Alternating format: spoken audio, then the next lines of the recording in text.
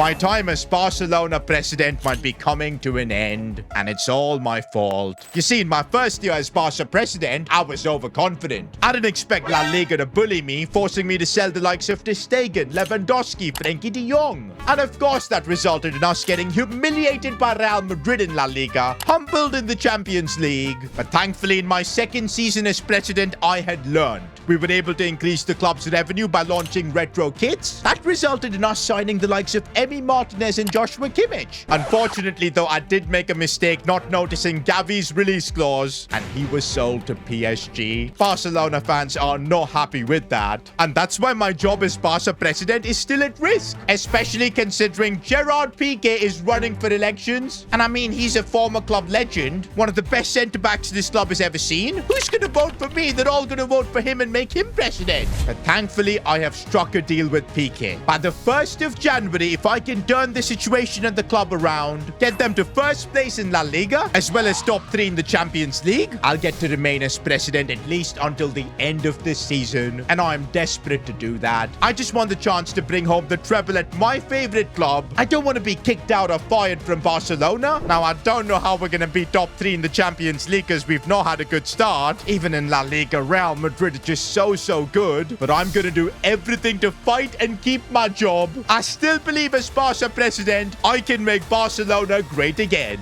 Here we go, guys. We're back again on our journey with Barcelona. But this could also be the end of the road. Do you know what? I don't think it's that unreasonable from the club and everyone to be expecting us to be top of La Liga by the 1st of Jan. I mean, hey, if we want to win La Liga, we anyway need to do that. And as things stand with the game in hand, we're also one of the only teams unbeaten in La Liga so far. And honestly, compared to last year, I think I've done a better job building a team out for Hansi Flick. I mean, he wanted a German midfielder from his Bayern Munich days. We gave him Kimmich. We gave him probably the goalkeeper with the most aura in Emi Martinez. I mean, this team is incredible. I know it's frustrating to see Gavi join PSG. I didn't want him to leave. It just happened. He had a release clause. And of course, Dembele did everything to convince Gavi to leave. There wasn't really much we could do. Of course, the annoying thing was that PSG got the last laugh as well because we did face them in the Champions League and they did beat us. And that's why more than La Liga, I'm fearing whether we've got what it takes to climb up to top 3 in the Champions League. PSG already cooked us, which means we're gonna have to be near perfect to get there. Do you know what? Let's take things one step at a time. We're facing Bilbao in La Liga. Ooh, and looks like Hansi Flick is rotating the squad massively. Montes and Diaz from the academy starting, Gerard Martin as well. Now, that's something we definitely learned last season, how important squad depth is to be competitive in all competitions. Well, this season, I think we do have better squad depth, so let's see if we can. Because, yeah, if we want to be top of La Liga by the 1st of January, we're going to need squad depth. And here's, of course, Diaz from the academy. Does really well to square it for, of course, Ferran Torres. Do I see him wearing the number 10? No, that's a crime. What the hell has this world come to? I know Ferran Torres is the shark, but we can't have him wear the number 10. Bro, the Barca kit man has made a grave error, man. We can't. I can't see that happen. After this game, we're going to remove that number 10 off him. Superstar. Yeah, kid. Take a hike, Bob. Bro, if he doesn't let us take that number 10 jersey off him, we're going to strip it off him. Because I'm sorry, Ferran, you're not worthy of wearing the number 10 jersey. No disrespect. It's just the truth. But you know what? If he's playing like this, getting through opponents like that, and a chance there, maybe he might be worthy. No. He's not worthy of the number 10. Very few players are. Well, one such player is Lamine Yamal, as he's linking up really nicely, looking for space to shoot, finds it, and Lamine Yamal picked that one out. That is a statement win in La Liga, boys, especially with all the rotations. And this is exactly where we need to be. Top of La Liga, unbeaten so far. All we gotta do now is bring that form into the Champions League and push higher up. We're facing Sporting, and no disrespect to them, we're the heavy favorites here. And if we want to finish top 3 in the league phases, every Champions League game now is must win. How did our defense just get opened up at Emi Martinez there? That's what I'm telling you, man. Having Emi Martinez in the back is just insane. Oh, and Julian Alvarez looking for Lamine. I think he's kept himself onside, and the finish. This is the kind of football we need to play to win the treble. Oh, and look at us counter-attack now as Firmino looks for Julian Alvarez in the box. How? That should have been 2-0. Oh, and now we're completely through here as Lamine Yamal looks to square it for Julian Alvarez. There's the second goal, and that should be a big win for us in the Champions League. Definitely was a tricky one, but we got the job done. And look at that, boys. We are moving up the table. I know top 3 is still far away, but if we win our next game, game, we should be able to go above the likes of Man United, who've played 4 games, even Bayern Munich. I'm definitely starting to believe that top 3 can be a possibility. One thing I definitely need to do now is remove Ferran Torres from that number 10. We'll give him number 7. That'll make Joshua Kimmich have the number 6. I think it makes a lot of sense. And though I've been seeing a lot of comments that Lamine Yamal is ready to take that number 10 jersey, I've just got a feeling that at some point we may have a certain someone don that number 10 jersey. So I'm keeping it vacant. I don't know, it might be foolish of me, but you never know. So let's keep it like that. Meanwhile, guys, we've got a big test ahead of us. Barcelona versus Liverpool. And also the fact that this game is being played at Anfield. I mean, it's going to be a big test to see whether we're ready to win the Champions League this year. Oh, man. Memories from Anfield. Corner taken quickly. I just don't even want to relive that, man. For now, let's focus on getting Barcelona a famous win here, because we're going to need it if we want to finish top 3. And there you go. Julian Alvarez almost breaking through. Here's Lamine Yamal, the heir apparent at Barcelona, as he breaks through. Still Lamine. Oh, that could have been a foul. Mohamed Salah going through, but Eric Garcia does really well there. That's what I'm saying. Our squad depth feels a lot better. Everybody, even on the bench, is contributing. We're never called upon. And now we're on the charge here with Rafinha looking for Julian Alvarez, who's broken through, but not the finish. But Lamine on the rebound collects it and scores. And that all started with Eric Garcia making the tackle from the back. Everybody at the club is contributing right now. Oh, and now Rafinha could add another one. A simple finish. I can't believe I'm watching us absolutely cook Liverpool at Anfield. But you know what? The game is never over here at Anfield. They are good at comebacks. We're going to need another goal to seal this. And it's Lamine Yamal looking for Rafinha, finding space, who's broken through. And oh, come on, the post. Oh, that was a really rough challenge from Araujo. I don't think it's a red card. It's just a yellow. But hey, to win the Champions League, we're going to need challenges like that. Oh, and there we could get the third goal here with Rafinha. Top corner from our captain. At Anfield, we've just gone and dominated Liverpool. Guys, we've now climbed up to 5th in the Champions League. We're looking unbeatable. Top 3 looks like a given now. Meanwhile, in La Liga, we've got a 3-point gap over Real Madrid. I'm looking pretty confident that, yes, I'm going to be the Barca president until the end of the season. And honestly, this is mostly down to how good our team's playing. Looks like the signings of Emi Martinez and Kimmich have defensively strengthened us so much that our attack is just able to score goal after goal after goal. I mean, just look at these stats right now. Danny almost scoring goals for fun. 10. There's Alvarez coming in with 8. Yamal with 6. I mean, goals are flying in from literally everywhere. Well, looks like now we've got the biggest test of my presidency, Real Madrid. You see, one of the reasons the media and everyone called out on me getting sacked is the fact that we couldn't get a single win over Madrid last year. We got humiliated in La Liga, Copa del Rey, and practically every single time we faced them. But this season, I feel like things are different. We're much better. We're in the form of our lives. It's time for us to get our first win over Madrid in this series. And I think if we do win here, that's going to guarantee a top spot in La Liga by the 1st of Jan. Okay, we do have a small problem. Julian Alvarez is suspended. We're gonna have to play the shark Ferran Torres. I'm not too worried though, because whenever he's called upon, he does deliver. But that looks like Hansi Flick's 11 for this game. It is actually mental that we've got 0 wins over Real Madrid under my presidency. But you know what, boys? That's gonna end tonight. We are gonna beat Real Madrid, take that top spot in La Liga, because it is about time. We do have a more well-balanced team with the likes of Joshua Kimmich and all, a serious goalkeeper as well. And look at that, already Kimmich doing the job. We just need to make the most of every chance we get, because you have to against Real Madrid. And that's what we're doing with some really good link-up play. Lamine Yamal couldn't get the ball and it's taken away. But so far, boys, we are putting the pressure on Real Madrid. They've barely touched the ball. Lamine Yamal, as he's going to look for a pass at the back post for Rafinha. That was really good. And we're going to keep the pressure on with Balde as well. A good cross in, but we've got Yamal. Heads it down. Ferran Torres, no. In the box, are we going to miss Julian Alvarez? I've got a feeling, yeah. Oh, and Kylian Mbappe, a solo run through us there, and he's missed. We're so lucky Mbappe didn't convert that. That's the issue when we're up against Real Madrid. A single moment of brilliance from Mbappe and we could be destroyed. But you know what? We've got incredible players too. Maybe Ferran Torres doesn't fit that category, but he's broken through. No, Ferran, you had to score that. Kimmich. Good pass into Lamine Yamal. If he's got space to break into, he does. He's going to try and square it, but brilliant defending. I think it's a pin. No, it's, I think, a foul that Lamine made. Oh, yikes. I thought we were getting a penalty. Instead, Lamine got a booking. Oh, this is a bit of a problematic situation to be in. Araujo did well, and Emi Martinez made the save. I think Mbappe was offside. That's good. But man, I remember even last season, we had a must-win game in La Liga. We could only get a draw. And this game, it's kind of feeling similar. We're not taking our chances. We need a big moment in the second half, man. Maybe Lamine Yamal, maybe Rafinha. But right now, we've got to focus on defending. We're doing that. Emi Martinez with the save. Olmo seeing the run of Lamine Yamal on the breakaway. Go Barcelona. Lamine finding space off the post. Are you joking? And now Mbappe is trying to go through Kubasi as well. The game is now definitely opening up. We had our chance, though. We are the better team, though. I can feel a goal coming. Maybe from Ferran Torres, who's broken through, but he can't finish. Man, without Julian Alvarez, our attack does fall short massively. No disrespect to Ferran. He's decent.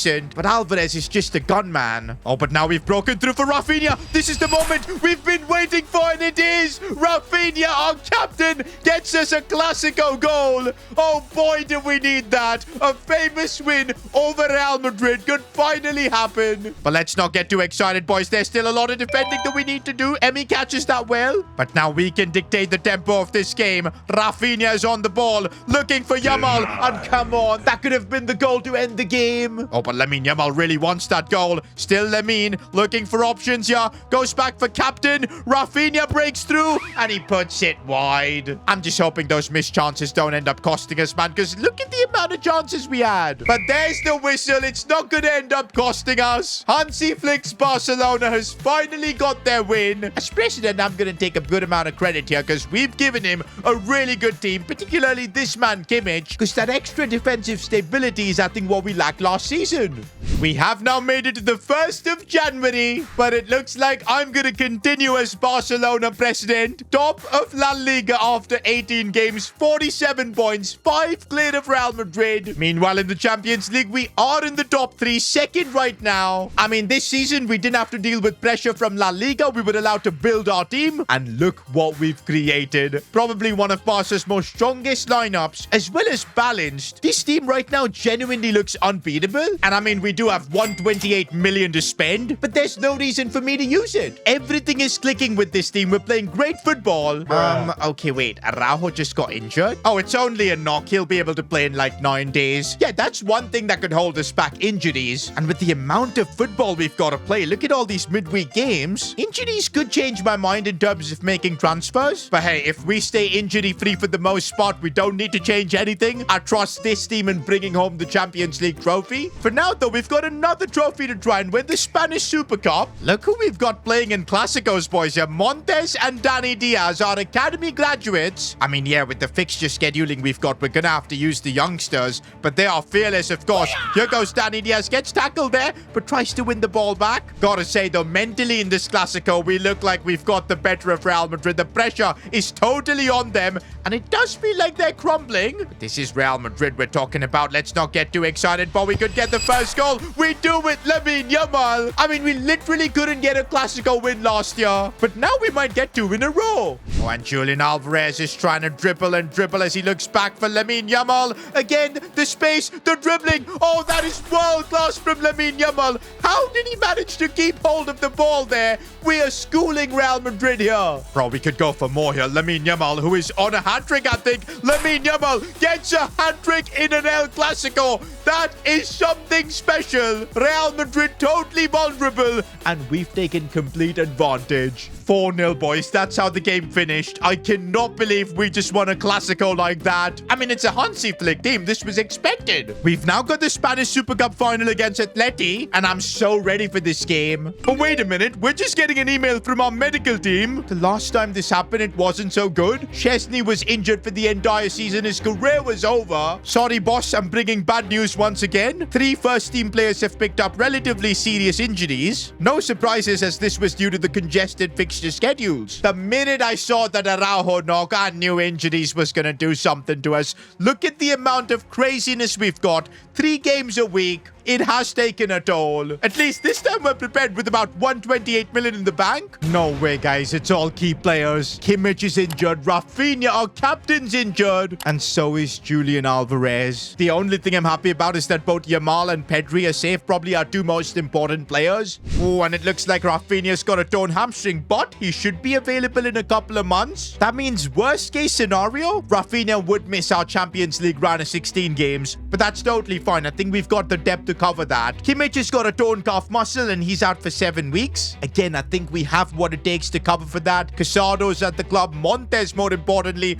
probably will get more game time. Fermin Lopez can play in that role. But oh no, this is bad. It's an ACL injury for Julian Alvarez. His season is over. And honestly, I'm not too sure about Ferran Torres leading the line. This is how our team would look like with all the injuries. I think Danny Diaz and Montes will get the job done. Even though they're low rated, they're from La Masia. They know what it means to play for this club. I think they will step up. But I'm not going to trust Ferran Torres to lead the line. We do have 128 million. With that, we could really get a world-class striker. Wait a minute, guys. All we need is a player who can play in that striker position for 6 months. Because then, of course, Julian Alvarez will be back. And let's be real, I still want him to be the main man. But until then, we could do something historic. And at a lot of different points in this series, I thought maybe we can pull it off. Maybe it makes sense. But we didn't do it. But now, though, the club needs someone to come in. Maybe it is indeed time to bring the GOAT back to Barcelona. This is what he does! This is what he flipping does! That's right, boys. I'm talking about signing Leo Messi. He's 38 years old, but still 88 overall. That's Messi for you. He's barely going to cost us anything. And you guys know, with an off chance of signing Messi, I've always kept that number 10 jersey vacant. There was always a reason for it. And maybe now's the time to pull that trigger. You know what? I don't think we're going to have any sort of problem getting a deal done with Inter Miami, because the value is just too less. The problem is, can we convince Messi to join us? Remember the last time he went to sign a contract with Barcelona? Last minute they told him, nah, he's not signing. And in tears, he had to hold a press conference and then leave the club. It was the saddest thing I've ever seen. Why would he want to get back to Barcelona after all of that? Unless I can convince him. But you know what, guys? Things are going really well for us right now. I don't want to distract our squad with the possibility of even Messi joining. Because let's be real, right now, nothing is signed. There's no guarantee that Messi will join. And I don't want to give the media a hint, because they're going to run that news like crazy. It's going to unsettle our dressing room. Hansi Flick is not going to like it. Instead, I am going to use my contacts and secure a secret meeting with Messi. I'm going to pitch him the idea of joining Barcelona, and let's see how things go. Leo, it's an absolute honor to meet you. You are the greatest player in this club's history, but today I've come to talk business. I've got a contract for you to join Barcelona for the next 6 months. Hold up, I have no interest in joining Barcelona. My life here in Miami, it's brilliant. I'm enjoying the sunshine. We've got the World Cup in 6 months. Don't you remember how I was kicked out of the club? Why would I want to come back?